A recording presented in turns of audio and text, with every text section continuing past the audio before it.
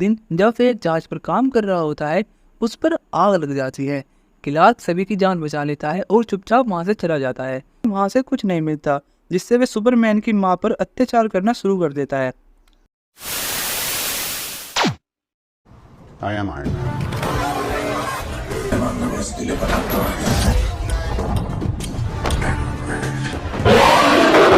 गड़बड़ आ जाएगा। That's not.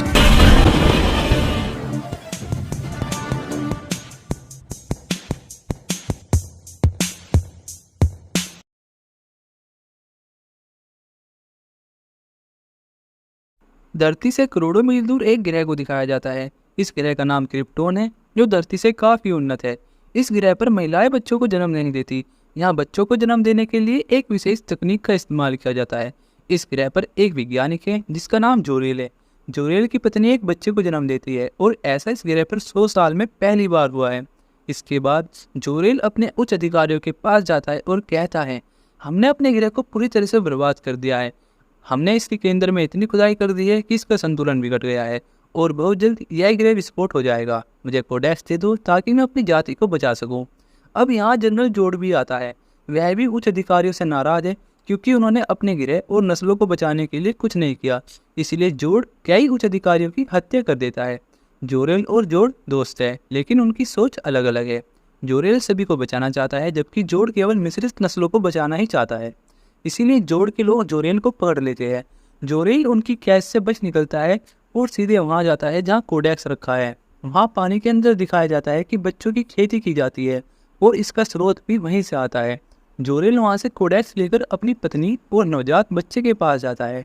Codex की शक्ति उसके बच्चे के जीन्स को बदलने के लिए अनुमति देती है। वास्तव में वह कोडेक्स की सभी शक्तियों को अपने बच्चे के अंदर जीन्स में डाल देता है और अपने बेटे कार्ल एल को एक उड़ने वाले यान से धरती पर भेज देता है, क्योंकि उनका ग्रह क्रिप्टोन बहुत जल्दी नष्ट होने वाला है। अब जनरल जोड़ भी वहां आता है और उसे बहुत गुस्सा आता है कि जोरेल ने कोडेक्स को अपने बेटे के साथ कहीं और भेज दिया है। इसीलिए वह उसे मार देता है और जोरेल की पत्नी से पूछता है, तुमने अपने बेटे को कहाँ भेजा है? जोरेल की पत्नी कहती है, तुम कभी नहीं जान पाओगे। फिर ग्रह की सुरक्षा टीम आती है और जनरल जोड़ और उसके सभी साथियों को पकड़ लेती है। उन्हें बर्फ की 300 चक्रों में कैद कर एक मशीन द्वारा अंतरिक्ष में भेज दिया जाता है। कुछ दिनों बाद यह दिखाया जाता है कि पूरा ग्रह विस्फोटित हो गया है। इसके बाद धरती पर दिखाया जाता है कि जोरेल का बेटा अपने स्कूल के लिए अन्य बच्चों के साथ पढ़ाई कर रहा है, लेकिन उसके अंदर बहुत सारी शक्तियाँ हैं। वह छोटी छोटी आवाज़ों को भी पहचान लेता है और कुछ भी देख सकता है, जिससे वह बहुत परेशान हो जाता है और दौड़कर एक स्टोर रूम में चला जाता है। टीचर दरवाजा खोलने को कहती है, लेकिन कार्ल एल, जिसका धरती पर नाम क्लार्क कैंट है, दरवाज़ा नहीं खोलता। इसलिए उसकी माँ मार्था कैंट को बुलाया जाता है। उसकी माँ उसे शांत करती है और क्लार्क दरवाज़ा खोलता है, लेकिन क्लार्क कभी अपनी शक्तियों का खुलासा किसी को नहीं करता, क्योंकि उसको पिता जोनासन कैंट ने उसे ऐसा करने से मना किया है। एक दिन वह स्कूल बस में दूसरे बच्चों के साथ होता है। जब एक मोटा बच्चा उसे परेशान करता है, वह उसे कोई जवाब नहीं देता। तभी बस पानी में डूब जाती है और सभी बच्चे डूबने लगते हैं, लेकिन क्लार्क सभी को बचा लेता है।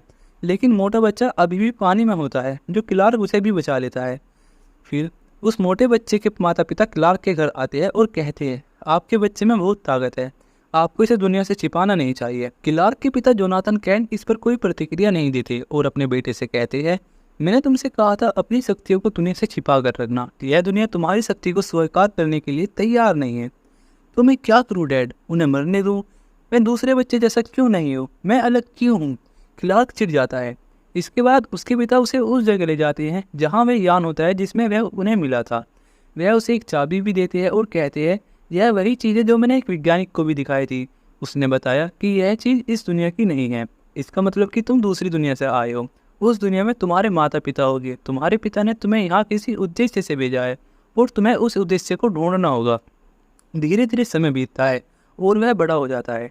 एक दिन जब वह अपने माता पिता के साथ कार से घर जा रहा होता है, तो एक बड़ा बवंडर आ जाता है।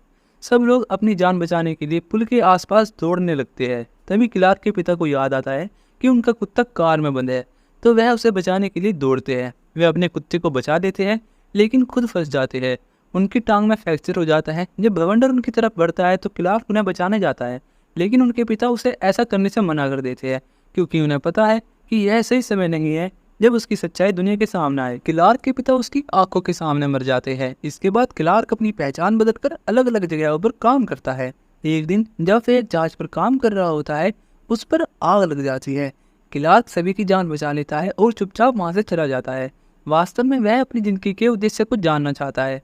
वह यह समझने की कोशिश कर रहा है कि वह कौन है, कहाँ से आया है और उसे इस दुनिया में क्यों भेजा गया है। इस खोज के दौरान वह दुनिया भर में भी घूमता है और अलग अलग जगहों पर काम करता है। इस दौरान वह कनाडाई आर्कटिक में पहुंचता है, जहाँ बहुत ठंड होती है। उसी जगह एक रिपोर्टर जिसका नाम लुइस लेन है, वह भी रिपोर्टिंग के लिए आती है। रात को लुइस लेन देखती है कि वहाँ काम करने वाले एक मजदूर -40 डिग्री सेल्सियस तापमान में कहीं जा रहा है। असल में वह क्लार्क ही होता है, जो अपनी पहचान छिपाकर वहाँ काम कर रहा है। क्लार्क बर्फ के नीचे जाने के रास्ते बनाता है और लोइंस उसका पीछा करती है। क्लार्क नीचे जाकर एक स्पेस शिप में प्रवेश करता है। वहाँ उसे एक छेद मिलता है जो उसके गले में लटके ताले जैसी ही होती है, जो उसके पिता ने उसे बचपन में दिया था। जब यह ताला उस छेद में डालता है तो मशीन सक्रिय हो जाती है। तभी क्लार्क को एक आदमी की छवि दिखाई देती है। यह एक कृत्रिम बुद्धिमत्ता है, यानी कि एआई, और यह छवि उसके असली पिता जोरेल की होती है। अब लुइस भी वहां पहुंच जाती है और वहां मौजूद रोबोट उसे घायल कर देता है, जिससे उसका खून बहने लगता है। क्लार्क अपने लेजर बीम से उसका घाव भी ठीक कर देता है। इसके बाद स्पेसशिप बर्फ से बाहर निकालता है, लेकिन लुइस को वहां छोड़ देता है। लुइस लेन इस पूरी घटना को अपने अखबार में छापना चाहती है, लेकिन उसका संपादक इसकी बात नहीं मानता। वहीं क्लार्क अपने पिता की कृत्रिम बुद्धिमत्ता यानी कि एआई से मिलता है। उसका पिता उसे कहता है, हम क्रिप्टोन ग्रह से हैं और तुम्हारी असली नाम कार्ल एल है। हजारों साल पहले हमने हजारों यान बेचे थे ताकि हम नए ग्रह ढूंढ सके, और यह भी उनमें से एक है। हमारी सभ्यता बहुत उन्नत थी, हमने 1 लाख साल तक उन्नति की। उसके पिता उसे उस कमरे में भी ले जाते हैं जहाँ बच्चों को बनाया जाता है। फिर भी क्लार्क को समझाते हैं कि क्रिप्टोन पर हर बच्चे का जन्म पहले से तय होता है कि वह योद्धा बनेगा, नेता बनेगा या कुछ और, लेकिन तुम एकमात्र हो जिसे स्वाभाविक रूप से पैदा किया गया है ताकि तुम अपने जीवन के फैसले खुद ले सको।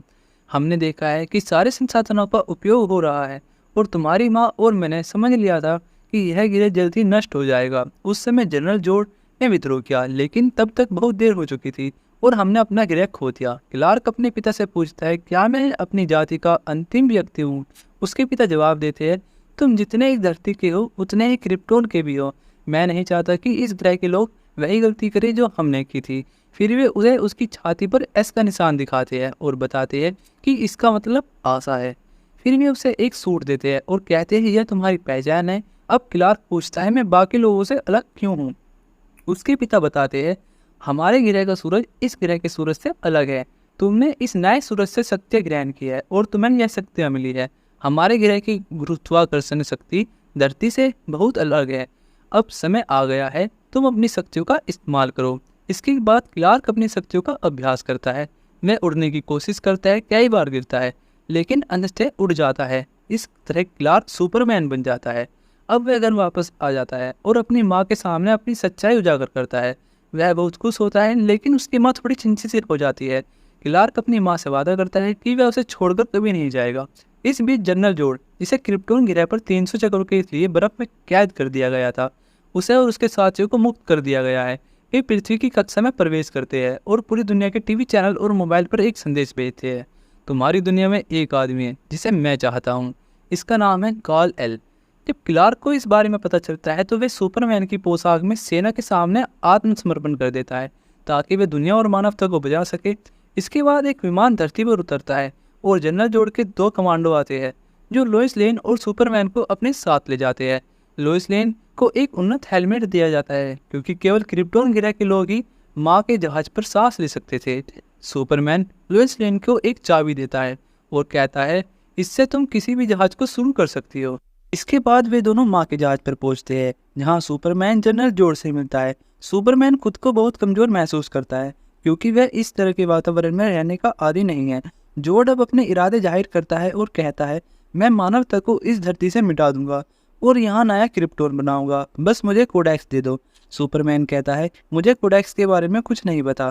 जोर्ड उससे कहता है, अगर तुमने मुझे कोडेक्स नहीं दिया तो मैं वही करूंगा जो तुम्हारे पिता के साथ किया था। सुपरमैन यानी कि क्लार्क समझ जाता है कि जोर्ड ने उसके पिता की हत्या की है। जोर्ड कहता है, जब हमारा ग्रह नष्ट हुआ तो हमें भी आज़ाद कर दिया गया। हम भूखे प्यासे अन्य ग्रहों की तलाश में भटकते रहे, लेकिन हमें कहीं भी जीवन का कोई संकेत नहीं मिला। जोड आगे कहता है, 33 साल बाद जब तुमने उस स्पेसशिप को चालू किया तो हमें तुम्हारा स्थान मिला और हम तुम्हारे पास पहुंच गए। अब जोड सुपरमैन को बांधकर उसका खून निकालता है ताकि वह उसका डीएनए प्राप्त कर सके। दूसरी ओर लुइस लेन को वह चाबी मिल जाती है जिसे सुपरमैन ने उसे ही दिया था। वह उस जहाज में डालती है और तभी सुपरमैन के पिता जोरेल की किस्मिक बुद्धिमत्ता यानी कि एआई उसके सामने प्रकट हो जाती है। वह उसकी मदद करता है और उसे एक छोटे स्पेसशिप के जरिए धरती पर भेजता है। इसके बाद जोरेल सुपरमैन के पास जाता है और उसे बताता है कि उसे स्पेसशिप के दरवाजों को तोड़ना होगा ताकि वह सूरज की किरणों को अवशोषित कर सके। ऐसा करने पर उसकी शक्तियाँ वापस लौट आती है। फिर सुपरमैन देखता है कि लुइस का स्पेसशिप धरती पर गिरने वाला है, तो वह उसे बचाने के लिए वहां से निकलता है और समय पर उसे बचा लेता है। इसी दौरान जोड सुपरमैन के घर पहुंचता है। वह उस जहाज की खोज में निकलता है जिससे सुपरमैन को धरती पर भेजा गया था, लेकिन उसे वहां से कुछ नहीं मिलता, जिससे वह सुपरमैन की मां पर अत्याचार करना शुरू कर देता है। इसके बाद सुपरमैन और जोड के बीच एक भयंकर लड़ाई होती है। इस दौरान जोड का हेलमेट टूट जाता है, जिससे उसे सांस लेने में परेशानी होती है क्योंकि धरती का वातावरण उसके लिए सांस लेने के लिए योग्य नहीं है। जोड अपनी सेना को सुपरमैन के खिलाफ लड़ने का आदेश देता है। इसी बीच जोड के वैज्ञानिक यह खुलासा करते हैं कि कोडेक्स सुपरमैन के खून में ही है। वे कहते हैं अगर हमें अपनी जाति को बचाना है तो हमें सुपरमैन को जिंदा या मुर्दा पकड़ना होगा। जोड धरती के अलग अलग हिस्सों में 2 टावर लगा देता है जो धरती के वातावरण को बदलने लगते हैं। ये टावर धरती के वातावरण को क्रिप्टोन के जैसा बनाने की कोशिश कर रहे हैं। अगर ऐसा हो गया तो सभी इंसान मारे जाएंगे। सुपरमैन एक योजना बनाता है। वह उस स्पेसशिप को सेना को सौंपता है जिसमें वह धरती पर आया था और उनसे कहता है कि वे एक टावर से टकरा दे। दूसरी ओर वह खुद उससे दूसरे टावर से जो भारतीय महासागर में गड़ा हुआ है को नष्ट करने का प्रयास करेगा। उसकी योजना सफल हो जाती है और दोनों टावर नष्ट हो जाते हैं। जोड पूरी तरह से सदमे में आ जाता है। वह खुद सुपरमैन का सामना करता है और कहता है मैं अपनी जाति को बचाना चाहता हूँ, लेकिन तुमने यह सब खत्म कर दिया। तुमने मेरी पूरी योजना को बर्बाद कर दिया। इसके बाद दोनों के बीच एक और खतरनाक लड़ाई होती है। इस दौरान जोड अपनी शक्तियों का इस्तेमाल करके लोगों को मारने की कोशिश करता है, लेकिन सुपरमैन उसे रोकने के लिए उसकी गर्दन तोड़ देता है और इस तरह जोड की मृत्यु हो जाती है।